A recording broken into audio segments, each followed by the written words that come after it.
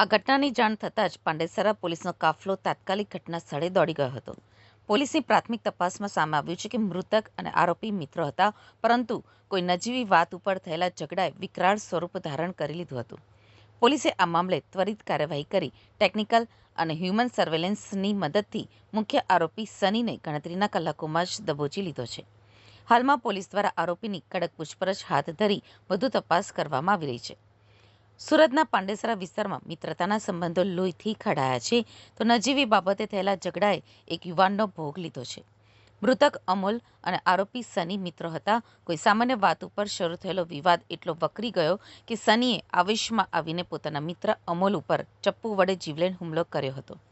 છાતીના ભાગે ગંભીર ઘા વાગતા અમોલનું ઘટના સ્થળે જ મોત નીપજ્યું હતું.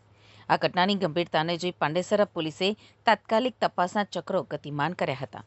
પોલીસે ગણતરીના કલાકોમાં જ આરોપી સનીને ઝડપી પાડીને કાયદેસરની કાર્યવાહી હાથ ધરી છે. હાલમાં આરોપીની ધરપકડ કરીને પોલીસ આ હત્યા પાછળના ચોક્કસ કારણો જાણવા મથામણ કરી રહી છે.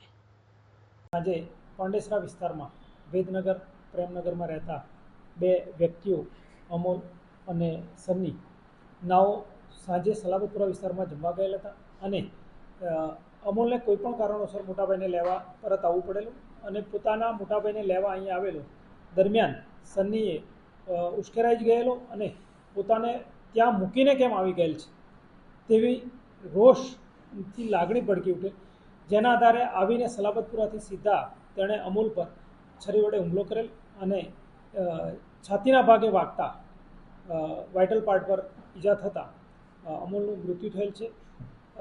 બનાવનું કારણ સડન પ્રોવોકેશન છે અને પોતાને ત્યાં મૂકીને તેના ભાઈને લેવા આવેલો જેને દ્વેષ રાખી અને આરોપી તેના પર બદલાની ભાવનાથી હુમલાનો પ્રયત્ન કરે અને હુમલામાં તેનું મૃત્યુ થયેલ છે. સાહેબ, આ બંને આરોપી એકબીજાના પરિચિત છે અને બંને આરોપીઓનો પૂર્વ ઇતિહાસ એકબીજાના ખૂબ લાંબા સમયથી મિત્ર છે. બંને ભેદવાડ પ્રેમનગર ખાતે ઘણા સમયથી સાથે રહે છે અને ખૂબ નજીકના મિત્રો હતા અને જે પગલું ભરવામાં આવ્યું તે પોતાના મિત્રના પોઝિશન ભાવ પર કે શા માટે મને મૂકીને કીધા વગર નીકળી ગયો એવા ભાવ સાથે તેણે હુમલો કરેલ, જે મૃત્યુમાં નિપજેલ છે. અને પાંડેસરા પોલીસને જેવી પણ ખબર પડી તેવી તાત્કાલિક તેને કાર્યવાહી કરેલ છે અને ખૂબ નજીકના ભવિષ્યમાં એટલે કે ગણતરીના કલાકોમાં જ આરોપીને ડિટેન કરી લેવામાં આવેલ છે. આરોપીને પોલીસને લાવવામાં આવેલ છે. તેની પૂછપરછ ચાલી રહેલ છે અને પૂછપરછ બાદ તેની કાયદેસરની કાર્યવાહી કરવામાં આવનાર છે. અન્ય કોઈ વ્યક્તિ સામેલ છે અને શું મારવામાં આવ્યું હતું સાહેબ આને? હાલ કોઈ બીજા વ્યક્તિની સામેલગીરી નજરે આવેલ નથી, છતાં ઇન્વેસ્ટિગેશન ચાલુ છે.